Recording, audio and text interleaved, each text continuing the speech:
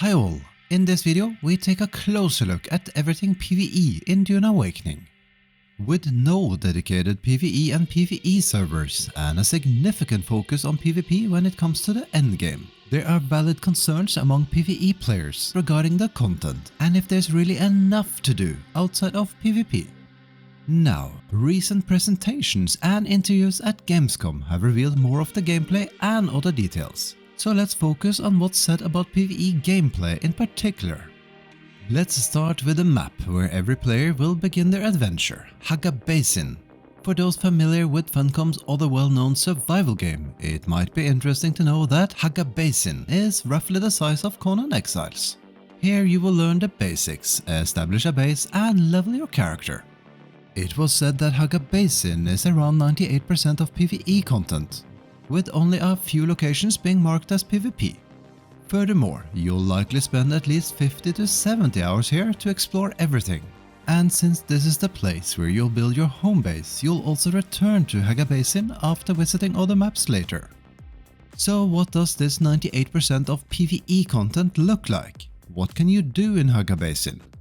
Well, as mentioned earlier, this is where you will learn the ropes and how to survive in the desert. The first few hours you'll spend gathering resources, crafting the basics, explore some enemy camps and build your first base.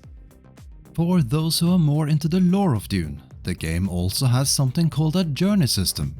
That's kind of a story questline guiding you and helping you to progress. It looks like this will at least provide you with overarching goals along your way. Then there are trading stations. Here you can not only purchase and sell things to NPC vendors, but also accept contracts. Contracts were described as a type of side quest that can range from anything like bring someone resources to killing specific targets or fulfilling more story-related tasks. Exploration plays a big role in Dune Awakening. The more you progress and as soon as you can craft a sandbike, the further north you can advance on the map. There are many smaller enemy camps, caves and similar across the map, and you'll soon discover that exploration will be rewarded. You won't only find helpful resources, but with luck also unique schematics or intel that can be spent like points to advance in your tech tree. Testing stations and large shipwrecks are important points of interest that act similar to dungeons in Dune Awakening. While they are not instanced, they hold more valuable loot and depending on difficulty can be done solo or within a small group. There are seemingly several across the map, each a unique experience with discoverable lore and unique schematics. It needs to be said that unlike the testing stations, the large shipwrecks are flagged as PvP area, so it is possible to get ambushed there. On the positive side, when dying in PvP, you won't lose all of your gear, but rather a random amount of resources, currency and similar. Then there's also something Funcom described as dynamic world events. The first is the chance for smaller ships to crash in the middle of the desert. These can yield loot crates and other valuable resources. But getting to these small wrecks is not without danger, as walking and driving on the sands will also alert the sandworm, so you need to be quick. The other type of event that was shown were nightly Sardaukar patrol ships. Players caught in their search beam will be momentarily locked in place while a group of patrols descends from the ship, trying to take the player out. It's probably a good idea to avoid these wherever possible. Now, beyond gathering resources and exploring, there are also other more PvE focused activities, like for instance base building, with many items to be unlocked and the possibility to sell or trade blueprints. If you like building in other games, this alone will guarantee you hours of gameplay.